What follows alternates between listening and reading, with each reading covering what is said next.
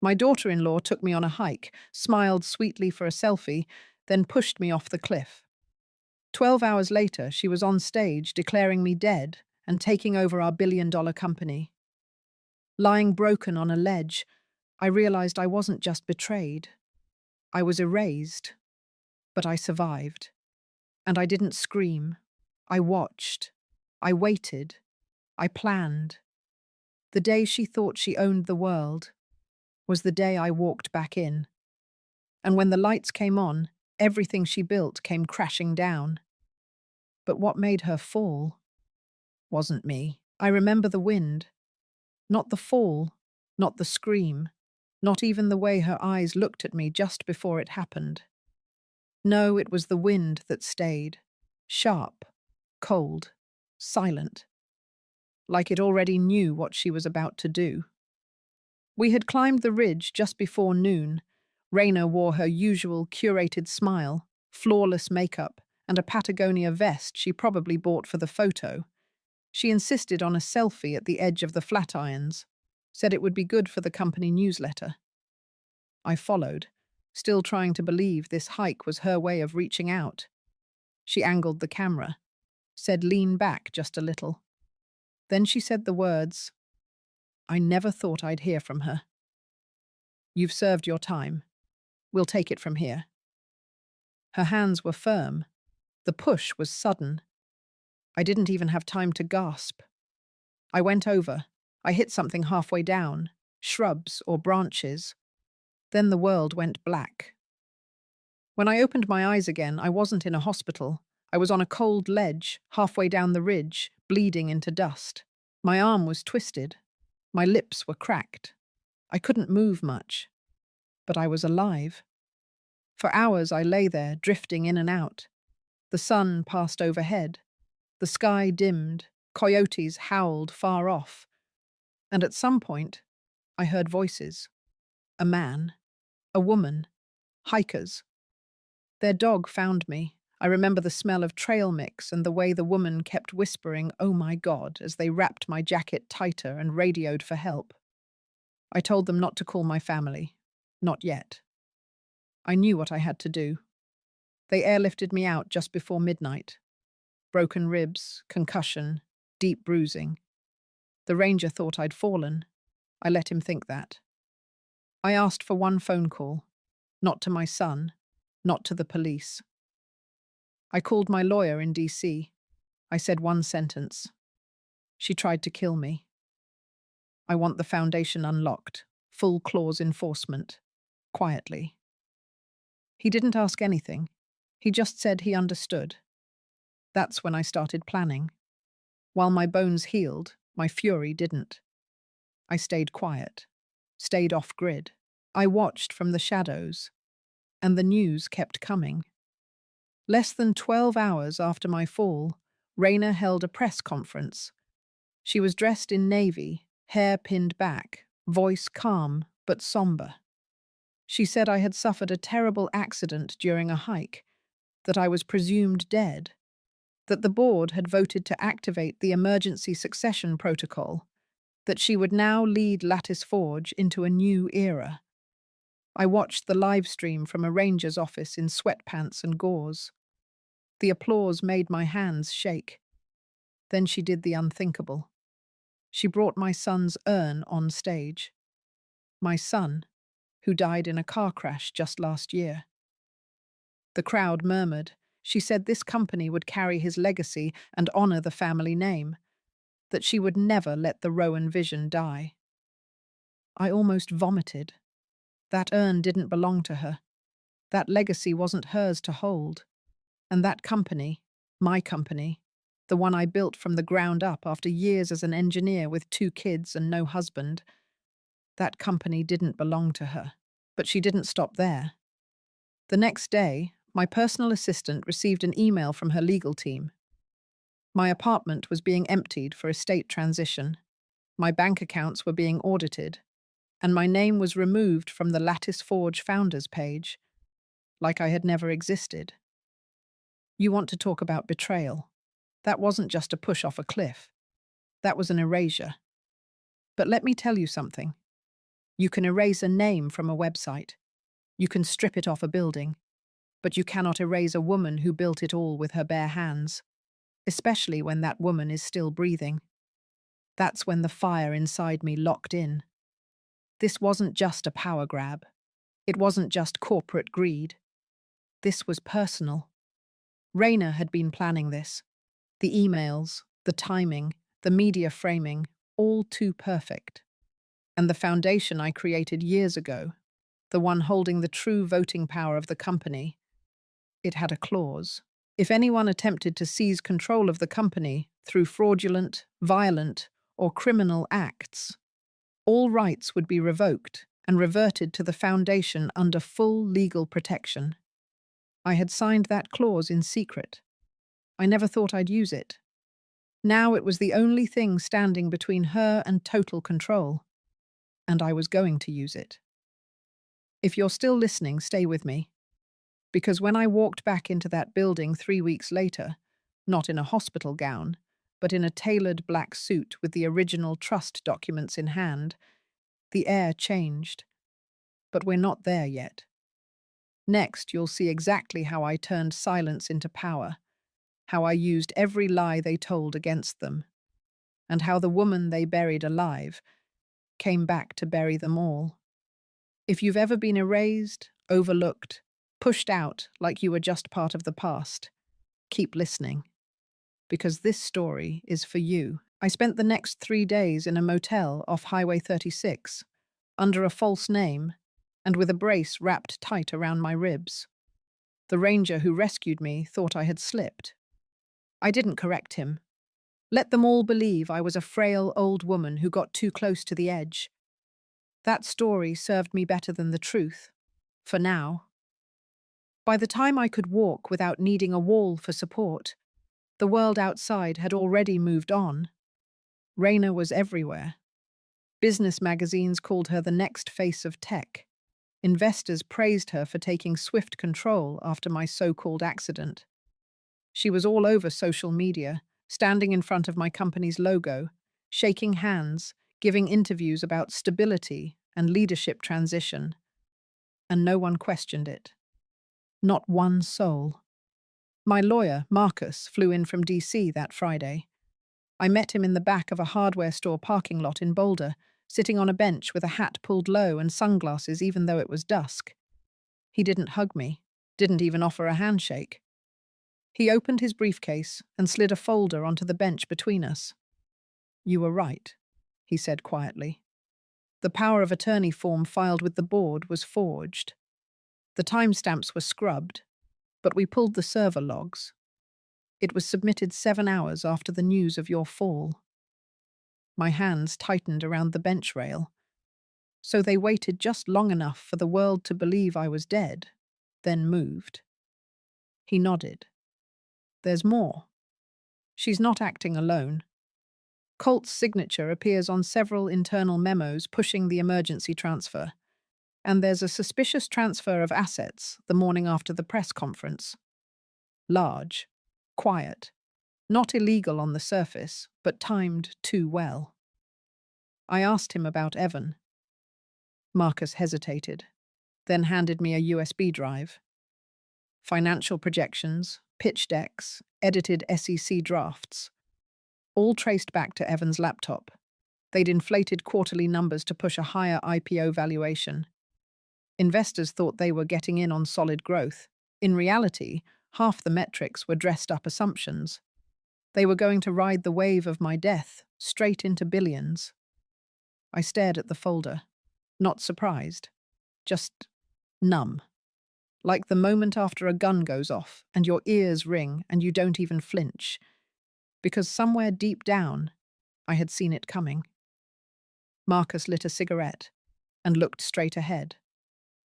"The foundation is secure," he said. "Your clause still holds. If we can prove they committed fraud or violence, your control snaps back automatically. No lawsuit, no waiting. You just need the trigger." I nodded. I already have it. The footage from the hikers had arrived earlier that morning. The woman had emailed it after hearing about the CEO's sudden death on the news. Said she recognized me from the press and thought I should have it. Said her husband had GoPro footage from the climb in case I needed to remember what happened. I remembered. I just needed proof. In the video, you could see it clearly. Raina adjusting the angle, whispering, then stepping aside as I stumbled forward. There was no wind, no slip. Her hand pushed me, firm and deliberate. It was all there. I turned to Marcus. I want to go public, but not yet. I want her to think she's won. I want her so deep into her plan that when I pull the floor out, she doesn't just fall, she implodes. He didn't smile, just nodded and said he'd get the rest in motion. The next day, I flew to DC under the name Lorraine Matthews. It was my mother's name. No one stopped me. I stayed in a townhouse owned by the foundation. Inside was everything I needed: burner phones, clean IDs, old files from the early days of Lattice Forge, and access to the Foundation's legal firewall. From there, I spent the next week assembling my map. I tracked down every signature Raina submitted. I traced every document Colt touched. I downloaded and reviewed every IPO communication Evan had prepped for the board. And in doing so, I found something they had not meant for anyone to see. 3 months before my fall, Raina had submitted a quiet filing to a shell entity registered in Delaware. The entity was tied to a private equity firm overseas. Hidden in the footnotes was a clause granting the firm future voting rights, triggered upon change in executive leadership due to incapacitation. They had already sold their future shares. They bet on my death like it was a stock option. That's when it hit me. My fall wasn't just greed. It wasn't just about the company. It was part of a larger game, a handoff, a consolidation, a quiet, seamless erasure of me from the past, present, and future. And they were going to win. Every headline said it. Every analyst backed it. Every investor believed in her. But they didn't know I was still here. And they sure as hell didn't know what was coming. By the start of the 3rd week, I knew exactly how deep the betrayal ran. Raina hadn't just wanted the company. She wanted legacy, ownership, and absolute control over every piece of it. I could see it in the way she orchestrated everything. Quiet filings, timed media releases, legal positioning so smooth it looked legitimate. To most people, she was the grieving daughter-in-law picking up the torch after a tragic loss. But behind the curtain, it was a takeover, clean, brutal, and surgical. What they didn't count on was that I still had teeth. Marcus and I met every morning at a private workspace in Arlington. He'd bring coffee and updated reports. I'd spend the day making lists, people, documents, patterns. My body still ached from the fall, but pain was easy compared to fury. Fury sharpened you. It gave you purpose. We started with the board. Lattice Forge's board was made up of 9 members. 5 were long-term investors, 2 were newer strategic partners, and 2 were independent advisors. I had personally recruited most of them, but Raina had spent the last year getting close, staging dinners, inserting Evan into key financial briefings, and slowly shifting loyalties. By the time I fell, she had enough informal backing to push through a vote without raising alarms. That explained how she took over so quickly. What didn't make sense, at least not yet, was why no one pushed back. Not one board member questioned the timing. Not one paused the succession protocol.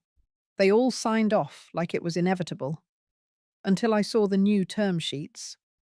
In the weeks leading up to the IPO announcement, 3 of the 5 investor board members received updated term proposals for future equity options, contingent on continued leadership under Raina's tenure. These weren't small incentives. We were talking about silent promises of post-IPO windfalls if they stayed quiet and let her lead. It wasn't illegal, but it was manipulation, pure and simple. Still, that wasn't enough to bring them down. I needed something bigger, something they couldn't explain away. That's when Marcus mentioned Evan's travel logs. Evan Dryden had been CFO for 3 years. He was good with numbers, bad with limits. A year ago, I caught him trying to roll deferred expenses to polish up quarterly margins. I warned him once. After that, he backed off. But looking at his recent travel history told a different story. He had flown to Zurich twice in the last 4 months.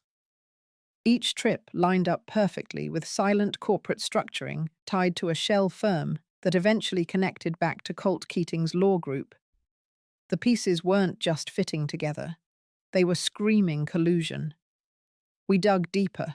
The SEC drafts Evan had submitted included financial growth projections that didn't match internal reports from just weeks before. He'd overwritten line items, smoothed peaks, buried losses into restructuring categories.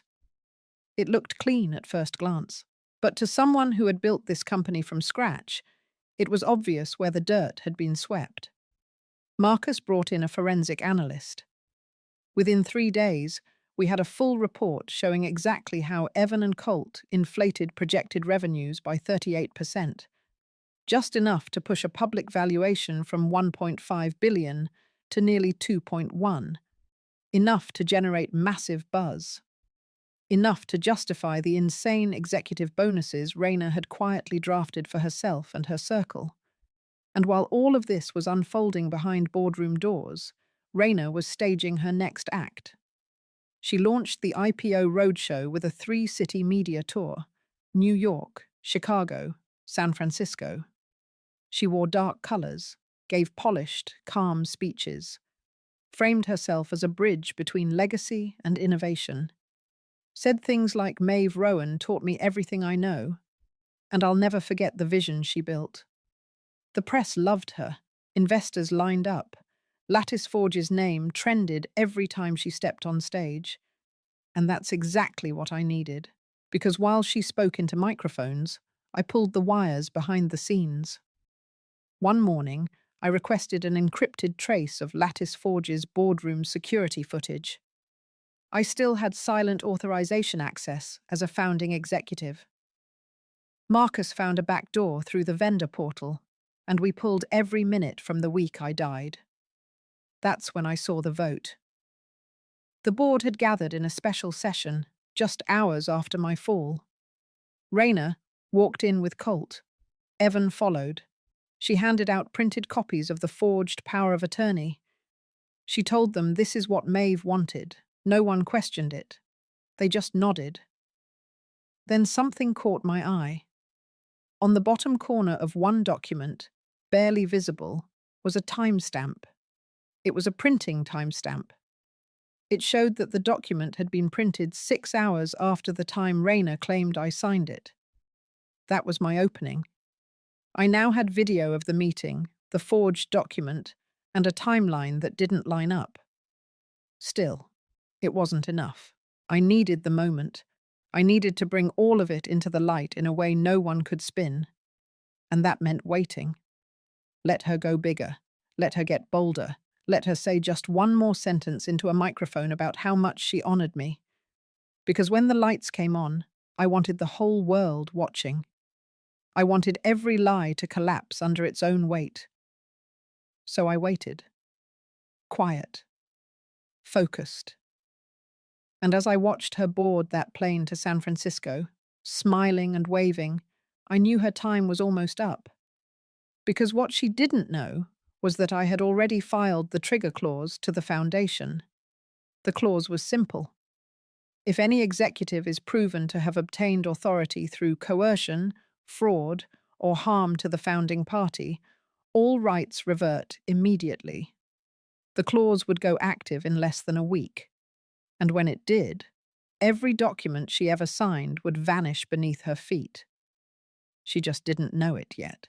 The day Raina touched down in San Francisco for the final leg of the IPO tour, I sent Marcus the green light.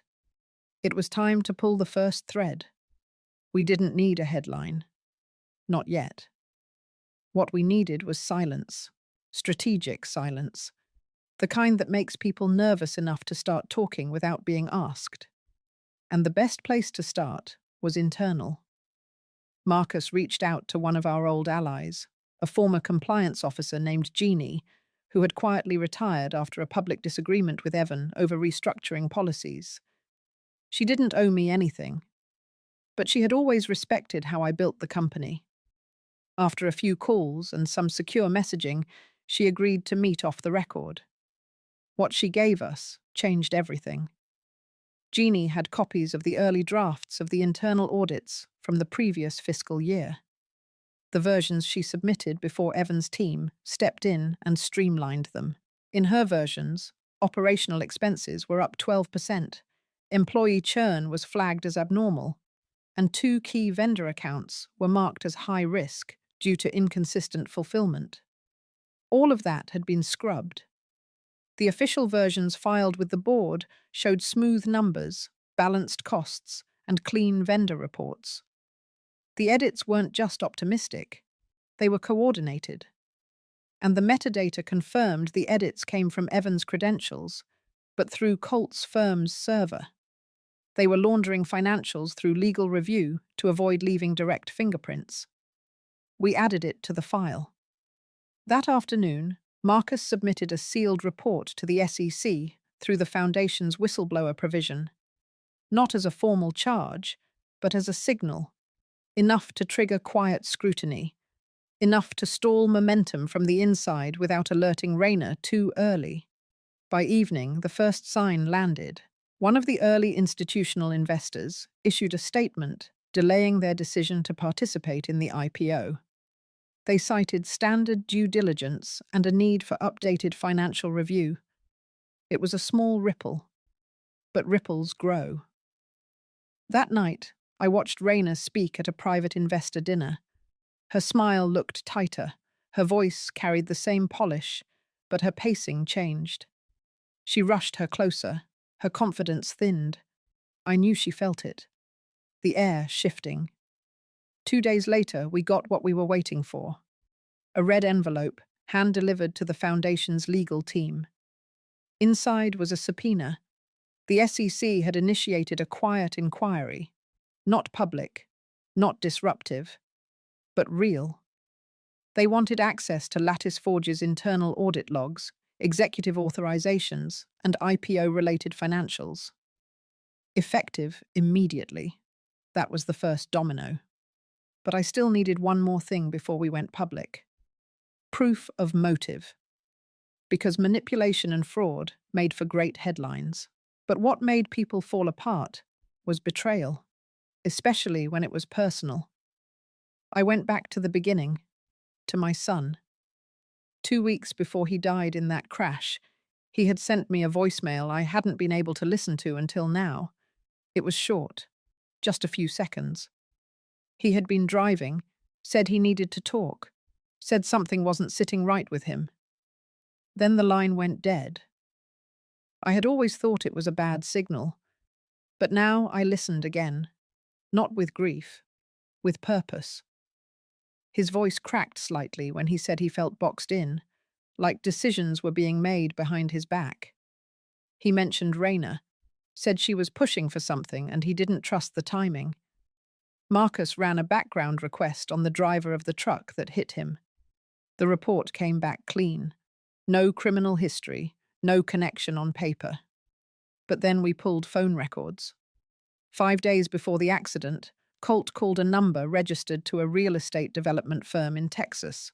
That same number showed up twice on the truck driver's call log the night before the crash. It wasn't solid proof, but it was a link. Enough for me to believe the crash wasn't random, and enough to push me forward. I asked Marcus to prepare a sequence of disclosures. First, a document release showing financial manipulation and timeline inconsistencies. Second, a pre-recorded video from me, verifying that I was alive and in full mental capacity. Third, a formal invocation of the Foundation clause that would revoke all executive powers granted under fraudulent or coercive circumstances. But we weren't going to drop them all at once. We would let her step onto the biggest stage of her life, let her speak to investors, claim her crown, lift the curtain on a new era, and then we would rip the stage out from under her. Marcus sent the first batch of documents anonymously to 3 independent journalists known for tech investigative work. Within 12 hours, they were already calling sources inside the company. The rumors began to spread. Whispers of inconsistencies. Talks of a hidden founder still alive. Rayner's team issued a statement calling the chatter baseless, said everything was in full compliance. That was the final cue. I reached out to my media contact in Denver and asked for one favor: a seat at the private rehearsal for the IPO's final investor showcase. Not on the list. No name badge, just a corner seat in the back row. He arranged it. And 2 days later, I flew back to Colorado. This time not as a founder, not as a victim, but as a witness. The room was grand: stage lights, crisp banners, branded podium. Evan stood near the edge, reviewing slides. Colt whispered into his phone, pacing. Rayner stood in the center, running her notes, pausing to adjust her blazer. She looked calm, collected, but I knew better.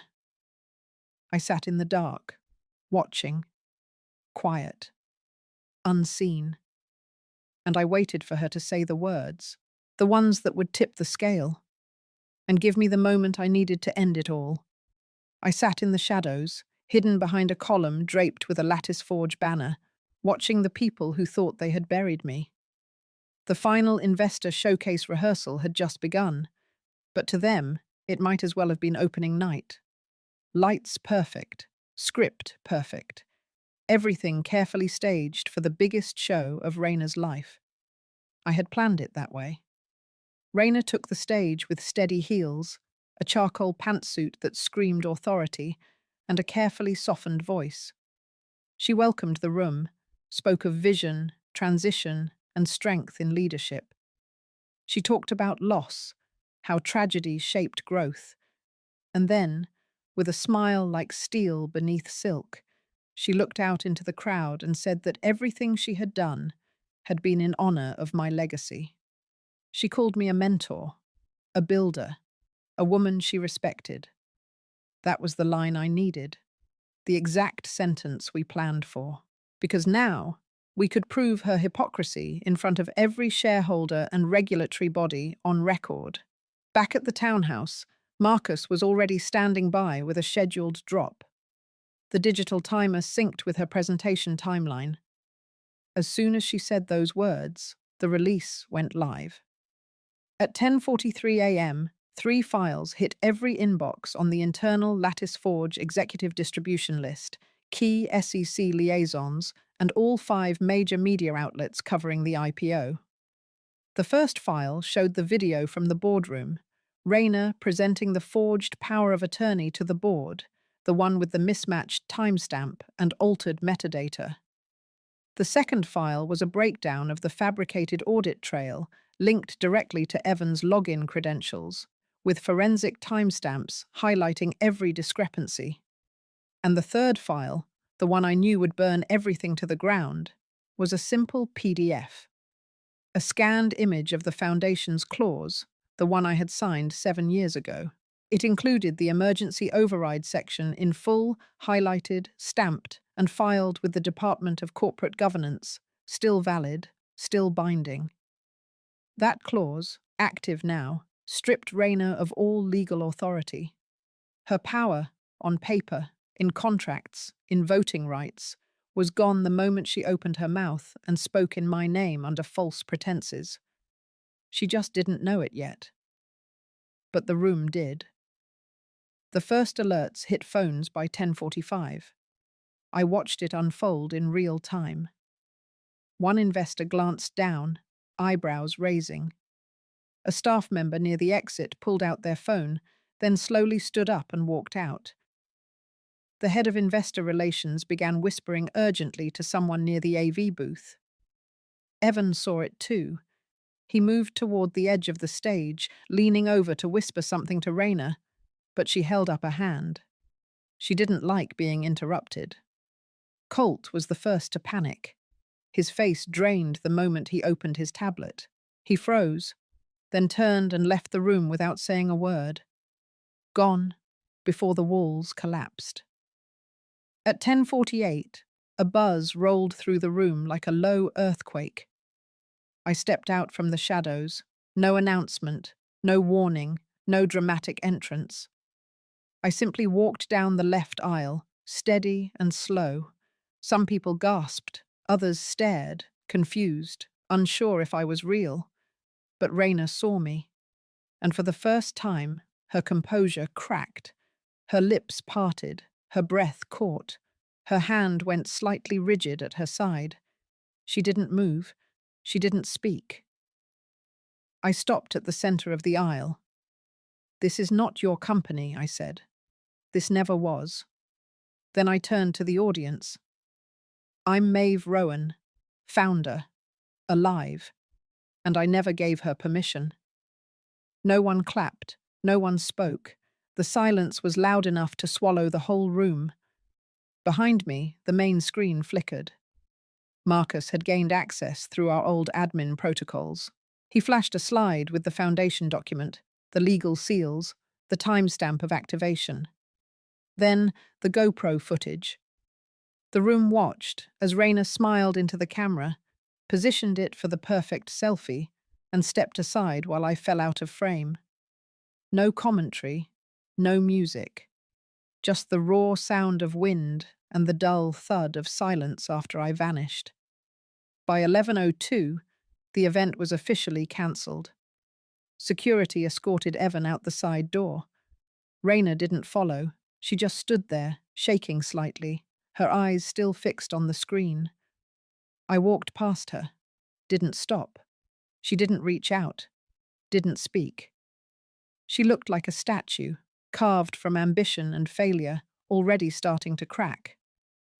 Outside, the air was colder than I expected. Reporters had started gathering. I didn't stop for them. I had said what needed saying. Now the machines would take over. Legal filings, shareholder memos, internal transitions. The foundation, by law, would resume control. A new interim board would be appointed. The IPO would be paused pending SEC review. Evan would be questioned. Colt would be subpoenaed. And Raina, she would be stripped of everything. She had bet on my death, had planned her rise on the back of a coffin she thought she had nailed shut. But the coffin opened, and the woman inside came back, not to scream or cry or beg, but to take back what was hers. I didn't need revenge served hot or cold. I needed it clean. And now it was done. She had stood on that stage to announce her reign. But in truth, it was the stage where everything she built unraveled in front of a room full of witnesses. And the world would remember that moment, not as the beginning of her power, but the hour it died. The day after the rehearsal collapse, silence swept through Lattice Forge like a power outage. No memos, no press releases, no emails beyond legal boilerplate and cancellation notices. Inside the building, employees sat at their desks pretending to work while their screens buzzed with private chats and quiet speculation. The woman they thought was dead had walked back in. The CEO they thought would lead them into a public offering had been exposed on camera, mid-lie, mid-fall. No one knew what came next, but everyone knew things were broken. I didn't return to the office. That wasn't my role anymore. My presence had already served its purpose. I had flipped the spotlight and let the facts speak louder than any accusation. What came next needed a different kind of power, procedural, legal, permanent. Marcus and I moved fast. That morning he filed a formal revocation of all executive privileges for Raina, Evan and Colt under the Foundation Clause. With that filing, the board was immediately dissolved, pending reappointment by the Foundation's Oversight Committee. Within hours, corporate control passed to a trustee team with no prior ties to internal leadership. Rayner was stripped of her CEO title. Evans' system access was revoked. Colt's law firm received notifications of an impending ethics review, and every account tied to their compensation packages was frozen. At 10:35 a.m., the SEC confirmed the formal suspension of Lattice Forge's IPO.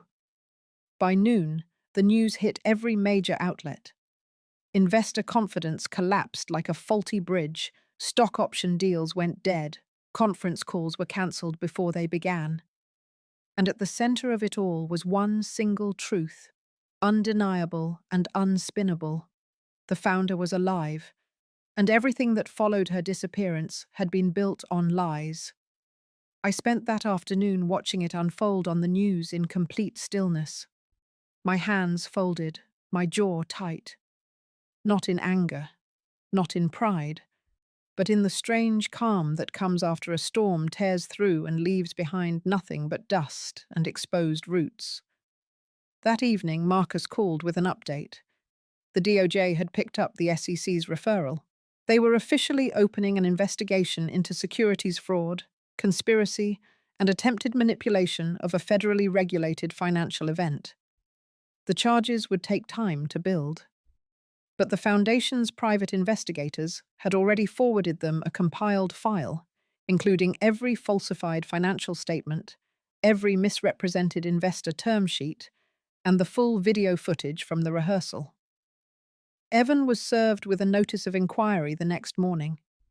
Colt was flagged attempting to board a flight out of the country with an unregistered device and was detained under suspicion of document destruction. And Rayner, she stayed silent. She hadn't made a statement, not even a single sentence. Her legal team issued something short and vague, a generic line about transitional chaos and respect for ongoing review. But she herself disappeared from public view. Until I saw her name on my visitor log. The townhouse where I had been staying had a gate and a front desk. Marcus had arranged for it through the Foundation. That morning, the security staff sent me a message. A woman named Rayner Keating had arrived, unannounced, asking to speak to me in person. I didn't respond right away. I stared at the screen, unsure what I would even say if I saw her. Part of me didn't want to see her at all. But another part, the part of me that had stood alone after my son's funeral, the part that had laid bruised on a cliff and listened to her voice echo in my ears, knew I had to. So I told them to let her in. No cameras, no staff, just her and me in the sitting room. When she walked in, I barely recognized her. The polish was gone. Her eyes were puffy, and the confidence that once lit up her face had been replaced with something harder to name. Not guilt, not regret. More like fatigue, the kind that sinks into your bones after everything you counted on starts to rot.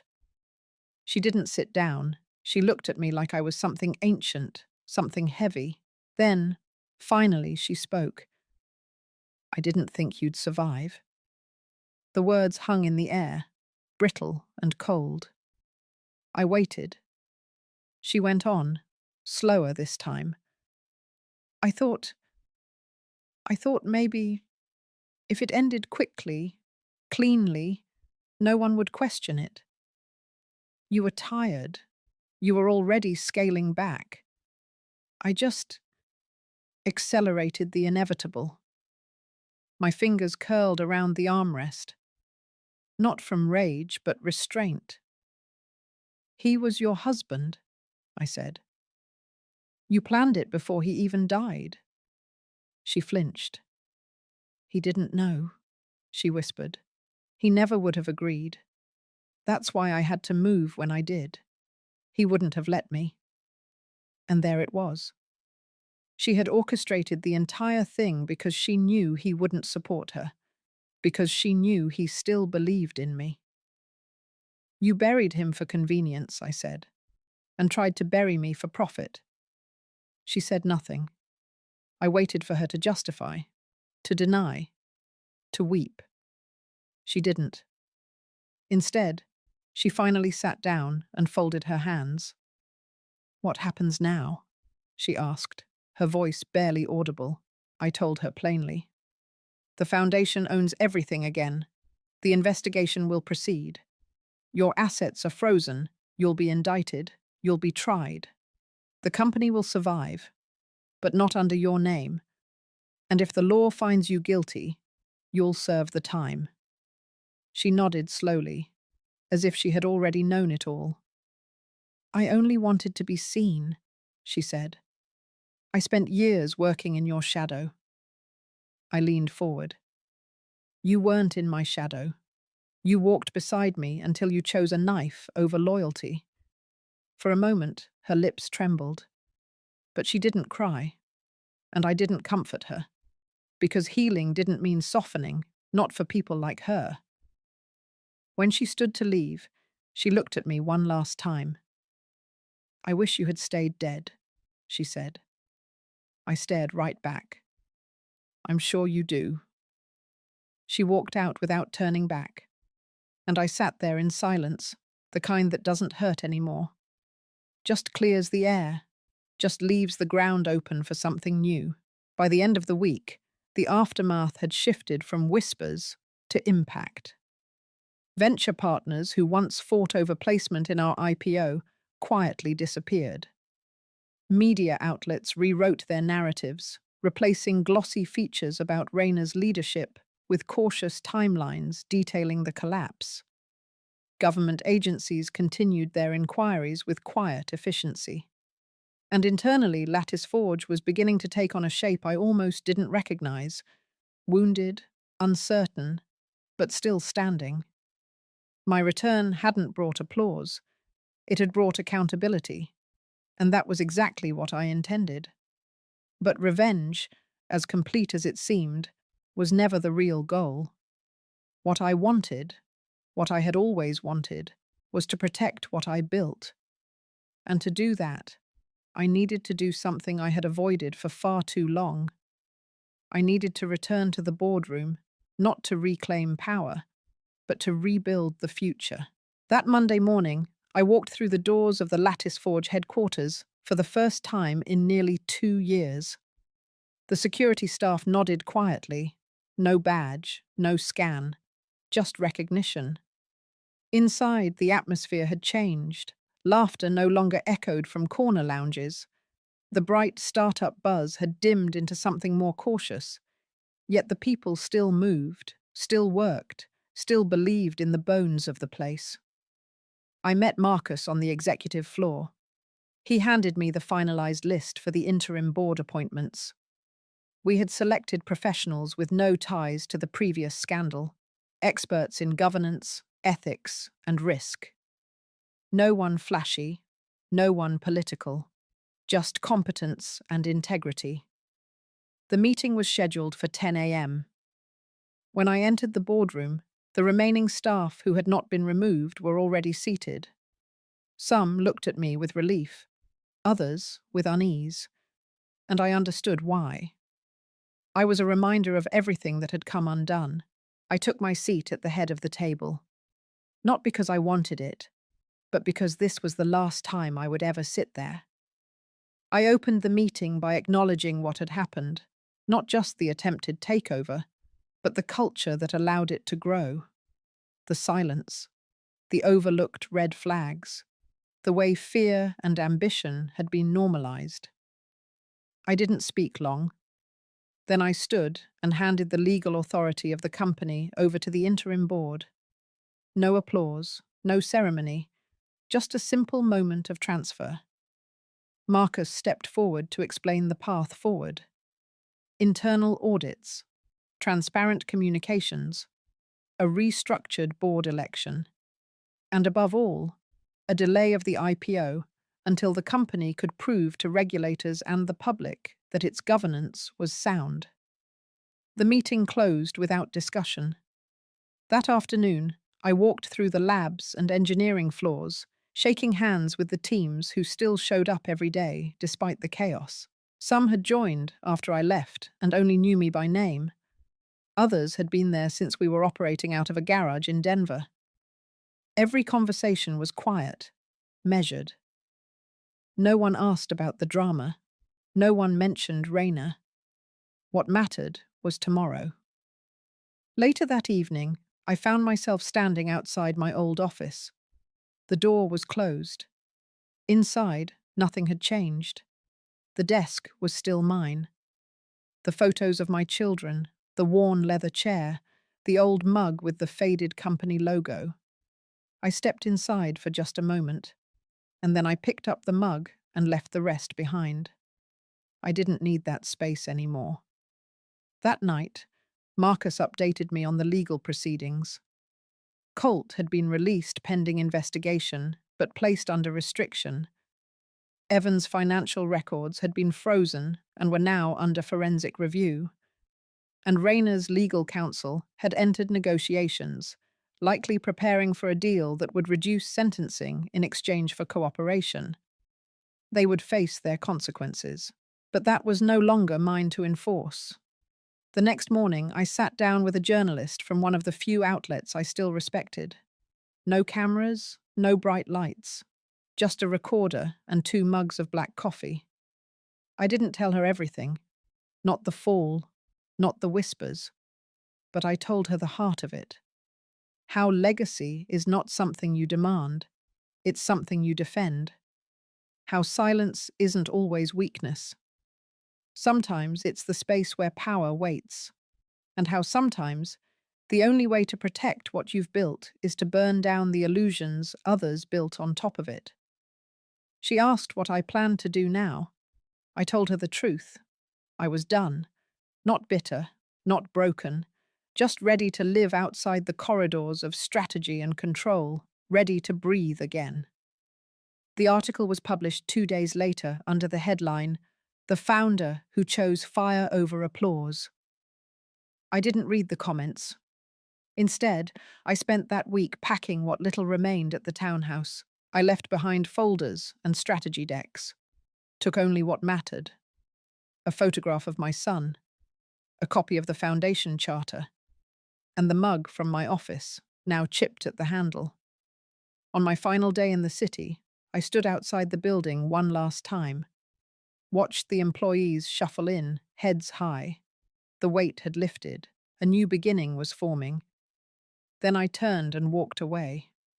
Not out of grief, not out of vengeance, but because the work, at last, was done. And what came next didn't need me in the boardroom, it needed me free. By the time April rolled in, the weight of what happened had settled into something heavier than anger.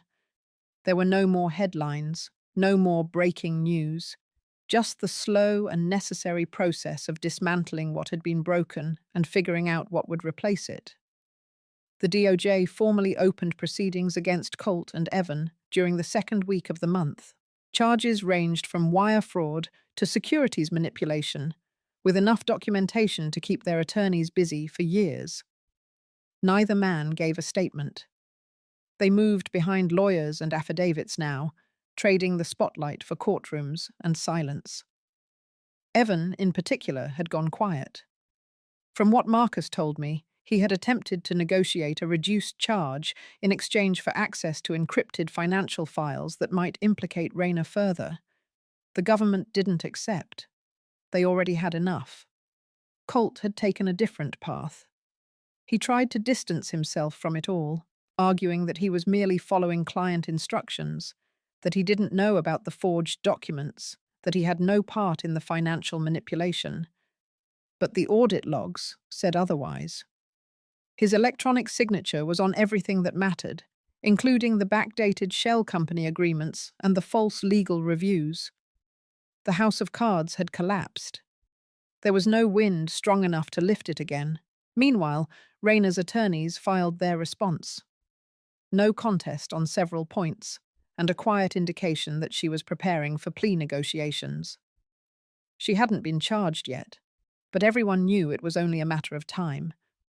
The footage, the forged papers, the foundation clause, the recorded boardroom meeting. She could stall, but she couldn't erase what had been made public. And yet, through all of it, I didn't feel vindicated. There was no satisfaction in watching people squirm, only a dull ache, the kind that comes after holding your breath for too long. I wasn't here to win. I was here to stop something from poisoning the roots of what I built. Still, justice mattered, and that meant seeing it all the way through. I met with the new interim board for the final time that month. The structure was in place. The voting protocols had been updated. Whistleblower systems reworked. Ethical oversight committees reinstated and strengthened. It wasn't perfect, but it was ready to stand on its own. I made it clear I would not be returning in any formal capacity. I didn't want a title. I didn't need a chair at the table. My time in that space had ended. What mattered now was what they did next, and what I did next. Because in the middle of all the public fallout, another door had quietly opened. The university where I first studied engineering, where I had taken night classes while working double shifts, had reached out. They wanted to start a new initiative focused on ethical AI development. Not just another lab, a long-term investment in doing things right. And they wanted me to help design it.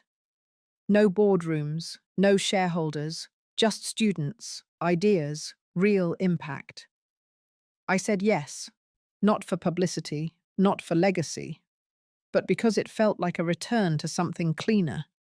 I began sketching the program outline late into the evenings, a 3-year track, focused on equity, accessibility, and the intersection of data and ethics. I made calls, gathered advisors, pulled names from my past that had stayed true, even when things got ugly. And for the first time in months, I felt something I hadn't felt in years. Hope. It was quiet, but it was steady. Outside the courtroom drama, there was still life moving forward. My granddaughter visited during spring break. She didn't ask about Raina or the company. She just wanted pancakes and to play cards. And that was enough. Marcus called near the end of the month. His voice was calm but firm. He told me the federal case against Raina had been officially opened. There was a chance she might avoid jail time, but the financial penalties would be severe. She would never work in corporate finance again. Her name would never sit on a leadership document again. Her public record would carry the stain of what she did. I thanked him, then asked him not to call me again unless it was urgent. I didn't need daily updates anymore. The fire had burned out, and in its place was something quieter. Not peace exactly, but a clearing. I began walking each morning, nothing dramatic, just a mile or two around the lake near the townhouse.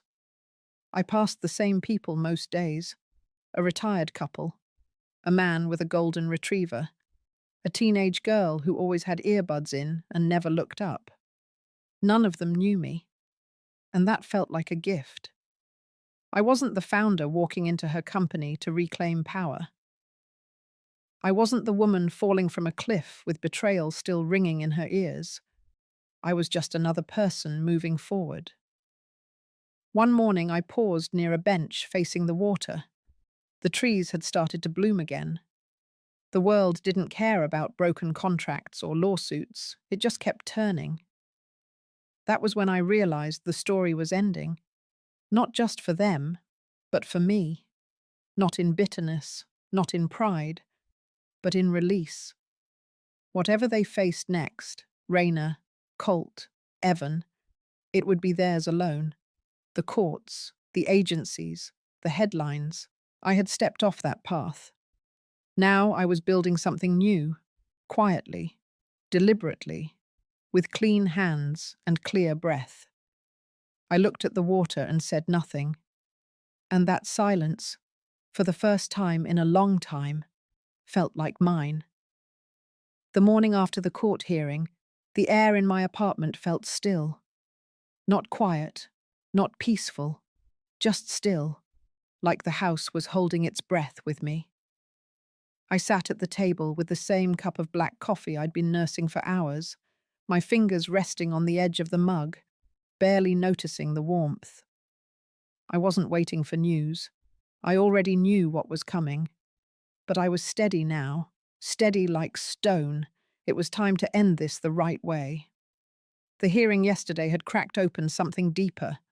The judge had ordered a temporary hold on the eviction request, giving my legal team time to submit further evidence regarding Mia's abandonment and her lack of any contact for over 20 years. The public nature of it meant the media picked it up, especially once someone caught wind of the ranch's value and its IPO connection. By nightfall, I was the face of resilience in some online circles, while others turned Mia into a cautionary tale. That was never my goal, but I wasn't about to stop it either. I called Reese. He answered in one ring. "She's coming to the ranch today." I said it flatly. Not to argue, not to beg, just facts. He hesitated, then said he'd be there too. Around noon, I pulled up to the ranch. The wind rolled low across the fields. I walked past the stables, past the equipment shed, and stopped by the old bench where I used to rock David when he was just a baby. Funny how those things come back to you in moments like this. Places don't change as much as people do. When I turned around, Mia was standing near the porch. Her designer shoes were digging into the gravel, her tailored blazer looking painfully out of place against the dust and faded paint. There was no camera crew, no lawyers, just her. She thought she had the upper hand now that the judge hadn't thrown out her case immediately, but she didn't realize the kind of storm I'd prepared for. "You look tired," she said. Her voice was cool, but there was a tremble at the edge of it. "I'm not tired. I've just been awake for 20 years. I motioned toward the bench, and we both sat, separated by 3 feet and a world of damage. "I want my son back," she started. "You gave up that right when he was 3 days old. That was then. He's mine. I gave birth to him, and I raised him, through every fever, every school form, every heartbreak, every scraped knee.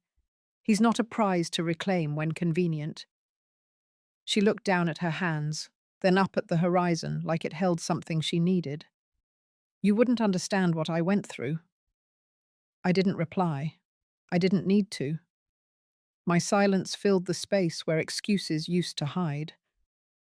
"He deserves to know his real mother," she tried again. "He already does. He calls her grandma." That landed. She flinched like I'd struck her, but she didn't leave. I didn't expect her to. That ranch belongs to him. That company too. I can make sure it's handled properly. He's too young to manage all that. He's 21, and unlike you, he's stayed grounded. He knows what it means to earn something instead of waiting for it to be handed back. She shifted in her seat, frustrated. The pity card wasn't working. The guilt card had expired. "I've filed for guardianship again," she said. "And this time I have medical documentation to support my claim. You're not in the best shape. You're not getting younger." So that was the angle. Play the age card. Claim I was unfit. I had expected it. I stood. I walked to the steps, then turned to face her. I kept my voice even. "You've forgotten something. While you were out chasing your next life, I was here documenting this one. Every expense, every record, every missed birthday, every letter you never wrote. Every Christmas morning he sat by the window hoping you'd show up. You abandoned him. And I protected him from knowing the full truth. Because I thought someday, if you came back, maybe you'd at least try to be decent." Her eyes darted. She realized I wasn't bluffing. I had it all. "There's more to," I said. "I've submitted everything to the court, including testimony from your parents, your sister, even the neighbor who saw you get in that taxi 21 years ago with nothing but your purse." She went pale. And just so we're clear, I continued, I also forwarded a file to the IRS. You see, I had to pay for David's care myself. I kept all those tax records. But it seems you filed as a single parent last year, listing him as a dependent. That's federal fraud. The court may delay justice, but the IRS doesn't. She stood up fast. I thought she might scream, might throw something. But all she did was stand there, breath caught, eyes locked on mine. You think this is over? She whispered. It is. For you. I turned my back and walked toward the barn. Behind me, her footsteps didn't follow. That evening, Reese came by. He didn't say much, just stood with me by the fence. We watched the horses in the pasture, heads low as they grazed. You sure you're okay going through with it? He asked after a while. It has to be done. She thought this was about property, but it was always about respect, about consequences. He nodded. Then he told me something that made the final nail sink in. Mia had tried to reach out to David directly again, this time through a fake social media account, posing as someone else, trying to manipulate him into agreeing to sign something behind my back. But David had already figured it out and sent the entire exchange to my lawyer. She was unraveling. And the worst part was, she didn't even know it. That night, I made my final statement for the court. It wasn't dramatic, just truthful. I asked not for punishment, but for clarity. For the record to reflect the reality of 21 years. For David's rights to remain protected. For the ranch to stay in the hands of someone who had lived every inch of it. And I sent a private email to Mia with one sentence. You lost him the day you left him. I didn't expect a reply. None came. But I felt something lift off me as I clicked send. Not victory, not triumph, just release. The kind that comes after a storm has passed and you finally step outside to breathe again. I sat in the back of the courtroom, silent, still, hands folded in my lap as if I were praying. But no prayers came to mind. My thoughts weren't with heaven. They were grounded, anchored in years of scars and every word Everly had spat into that microphone. Her voice carried arrogance, not love, not regret, just entitlement. The judge had taken a brief recess, and the courtroom emptied into low murmurs and hallway pacing. I didn't move. I was still absorbing the blow of Everly's testimony. She claimed I'd manipulated her, that I'd forged Brett's deathbed wishes, that I used the ranch and IPO wealth to isolate her daughter. The lies were layered with just enough truth to sting. It was masterful. I knew she'd studied me for years. She knew exactly how to weaponize my past against me. What Everly didn't expect, though, was that I wasn't going to sit and play noble anymore. That mask she painted on me, the sweet old woman who once made soup and stitched curtains, no longer existed. That woman died the day Everly buried her son and then vanished with no goodbye. Brett's private journals were with my lawyer. So were emails, bank records. A notarized letter from him dated 6 months before his accident, outlining guardianship. Not a single word had Everly's name. All of it handed over to the court weeks ago, silently waiting. But what came next was not about documents. The bailiff called everyone back in, and the judge returned. This time, there was a subtle shift. My attorney stood with a new binder, thick with transcripts, highlighted annotations, and sealed reports. It began with the story of the trust. Not the public one, the real one. The one Brett and I created together, meant to fund education initiatives for working-class girls from small towns. A legacy project, something to give meaning to his pain. The trust bore my name, but the engine behind it was Brett's story. He had chosen to build it quietly, fund it with his own money from his earlier business ventures, long before the IPO ever launched. Everly had tried to include the trust in her lawsuit, claimed it was a shell account I used to hide assets from her daughter. But the financial records told another story. Every dollar was traceable, every transfer clean. And then came the twist. Two of the board members overseeing the trust were called as witnesses. One was a former executive from Brett's first startup. The other, an estate attorney who had met with Brett and me 4 separate times before his accident. They both spoke, calm and deliberate, about Brett's intent. That the trust was meant to be sealed until his daughter turned 25. That he did not want Everly to have access, direct or indirect.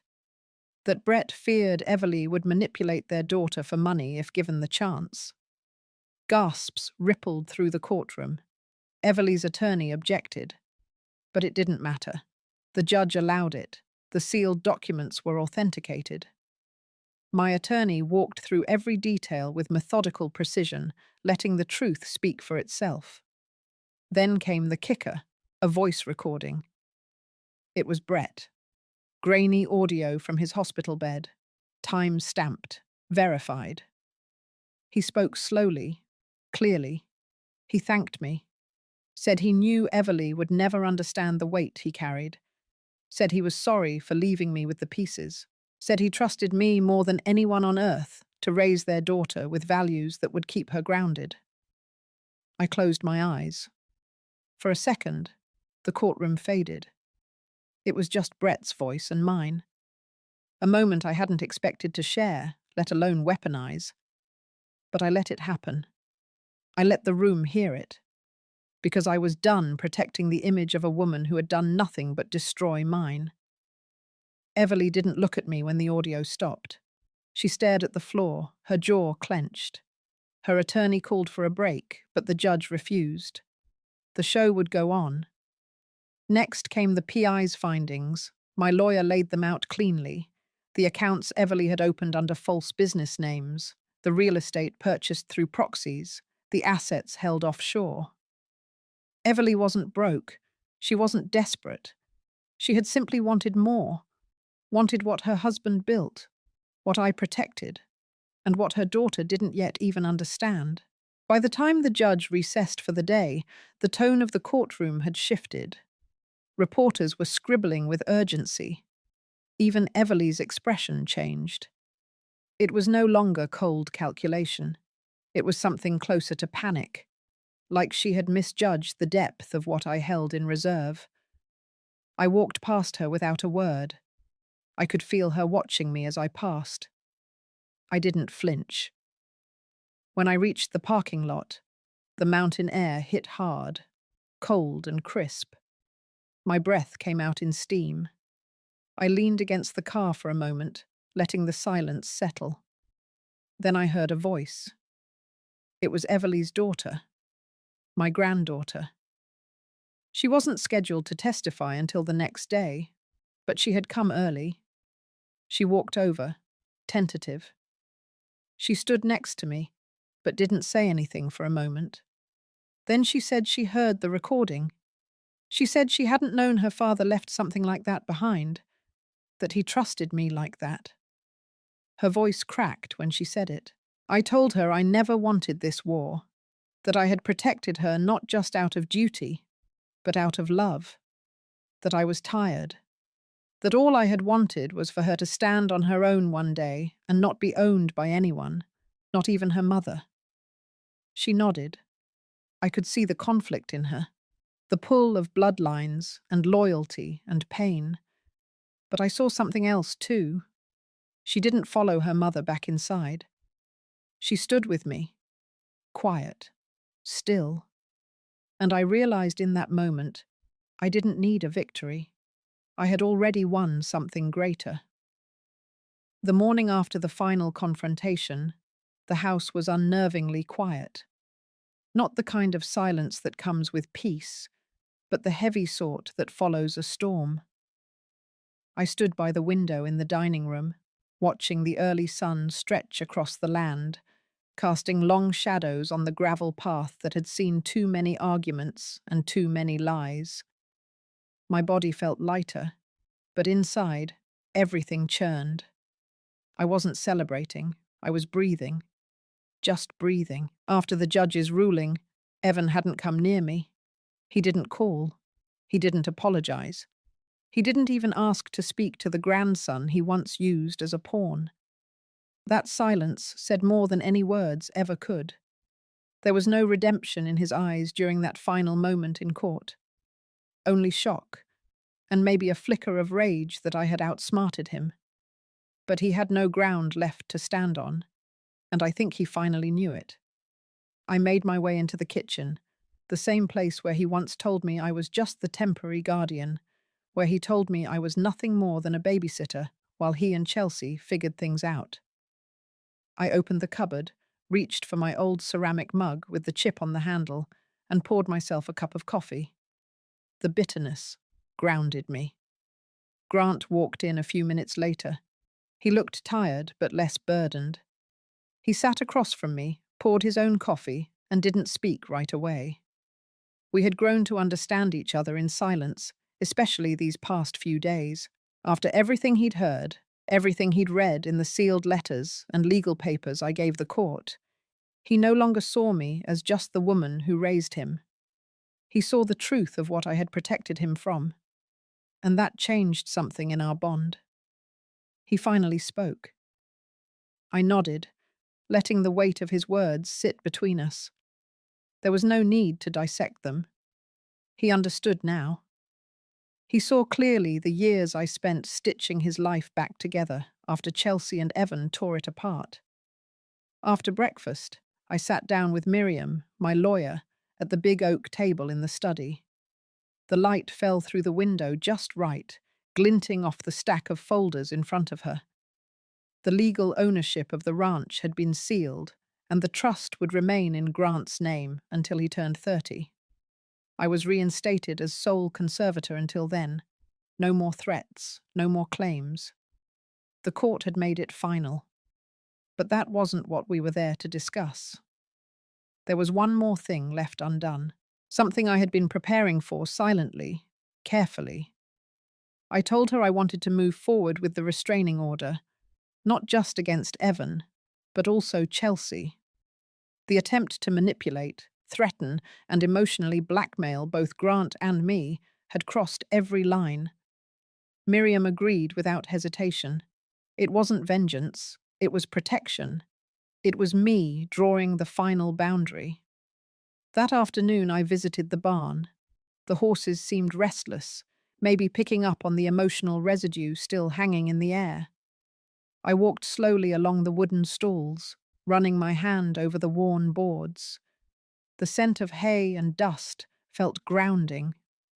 This ranch had endured storms before, both literal and human. It had survived droughts, blizzards, and even betrayal. And now it was mine again. No more signatures to fight over, no more forged documents, just mine. And Grant's. He joined me in the barn not long after, and together we brushed down Thunder, his old grey mare. She nuzzled his shoulder like she remembered him as a boy. We didn't talk much, just worked side by side like we used to. He didn't need answers anymore. He had them all. What he needed now was steadiness, and I could finally give him that. That evening, I sat out on the porch, the sun low and soft. A breeze rolled across the fields, rustling the tall grass like whispers of peace. I could see the edge of the western hills, glowing faintly in the dusk. For the first time in years, I wasn't waiting for the other shoe to drop. I wasn't watching my back or second-guessing every decision. I had done what needed to be done. I had stood my ground. Grant came out with 2 glasses of lemonade. We sat in silence for a while, watching the horizon shift from gold to blue. He asked me if I ever regretted not telling him sooner. I told him I used to, but not anymore. Back then, protecting him meant keeping him innocent. Now, protecting him meant trusting him with the truth. He nodded slowly. That was enough for him.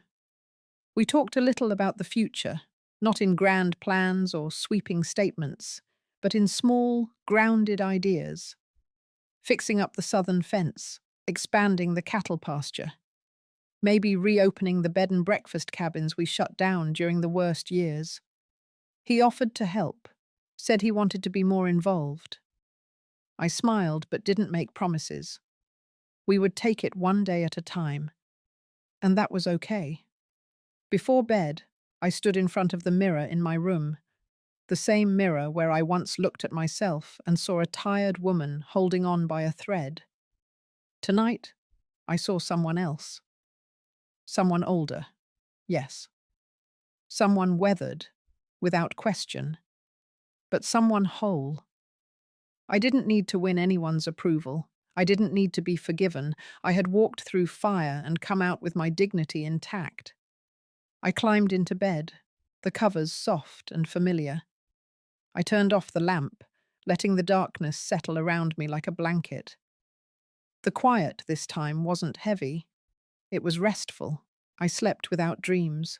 Just breath. Just peace. And I knew, deep in my bones, that I had finally come home to myself. The court's final gavel felt like a soft thud compared to the years of emotional wreckage that had preceded it. The judge's ruling was clear and public. Ivy had not only lost custody, but was barred from contacting Nolan unless he chose otherwise after his 18th birthday. The court cited psychological manipulation, financial deceit, and a reckless disregard for the emotional development of the child she had abandoned. But I did not gloat. I stepped out of the courthouse alone. No press, no lawyers lingering, just me. A late spring breeze danced across the steps, and for the first time in years, I could breathe without gripping the railing for support. Back at home, Nolan was already waiting. He had watched the live stream with my friend Suzanne. When I walked through the door, he didn't say anything. He just stood there, then walked forward and wrapped his arms around me. His voice, quiet and steady, carried the only words I needed. I know who my real family is. That night we sat on the porch together, no legal documents between us. Just hot tea, a sky full of stars, and the gentle hum of crickets. I didn't speak of Ivy. I didn't need to. Nolan brought out his sketchbook and showed me the plans for the therapy dog training center he wanted to build on the east acre of the property. He had already started saving. That was when I knew he was going to be all right. The weeks that followed were quiet. No phone calls, no more lawyers, no reporters. Ivy disappeared from the media after her employer cut ties. Her tech startup pulled her bio and quietly removed her from the leadership team. The world moved on, and so did we. But moving on didn't mean forgetting. Some wounds stay even when they heal. They become part of your skin, not visible to everyone, but you feel them when the wind hits just right. One afternoon, I got a letter. It was from Ivy. No return address, just a plain envelope tucked into the mailbox by hand. She wrote about regret, about watching Nolan grow up from the sidelines through photos on social media, through what her private investigator had gathered. She said she had made the worst mistake of her life by leaving, then a worse one by returning for money. She didn't ask for forgiveness. She didn't ask for contact. She just wrote that she would be leaving the country, starting over, and that she hoped one day Nolan might understand. I folded the letter and placed it in the cedar box where I kept pieces of our life, not to erase her, but to remind myself what survival looked like. I kept my promise to Nolan. He got into Colorado State with a full scholarship in animal science. The Flatirons Ranch remained under my name, but the trust for him was locked and secured for when he graduated. He still came home on weekends, sometimes with muddy boots, and sometimes with friends who called me Ma like they had known me their whole lives. There was laughter again. Honest, unforced, room-filling laughter. Sometimes at night, I would sit by the window with an old cup of tea and think about all the nights I cried alone in the same spot. How different silence felt now. Then it was loneliness. Now it was peace. I took down the framed photo that had hung by the staircase for years. It was a family portrait from before all the chaos. I replaced it with a photo Nolan had taken last summer. Just the two of us and the dogs, standing in the golden light of late July, smiling without tension. One day I walked into the local store and saw my face on a flyer. Not for court, not for scandal, but for a volunteer recognition dinner. Apparently, the youth program Nolan and I had helped sponsor had grown enough to be noticed. I smiled and tucked the flyer into my bag. It wasn't fame, but it was something better. It was the life I built after everyone tried to tear it down. It was my proof that healing isn't loud. It's not fireworks or grand speeches. Sometimes it's quiet mornings, a loaf of fresh bread, a dog resting its head on your lap, a child who no longer carries your pain on their shoulders. I never needed revenge. I only needed peace. And I had found it. Not in the courtroom, not in the money, but in the quiet certainty that I had done the right thing, and in the soft sound of Nolan's voice when he came home late and whispered, "Thanks for never giving up on me." That was all the closure I ever needed. If this story touched your heart or reminded you of someone's quiet strength, let us know in the comments. Would you have fought the same way if you were in her shoes? Or would you have walked away for your own peace earlier? Let us know where you're listening from and how you would have handled this kind of betrayal. And if you've ever had to rebuild your life from the ground up, we'd love to hear your story too. Hit that like button and subscribe for more stories like this one. Your support helps keep these voices alive.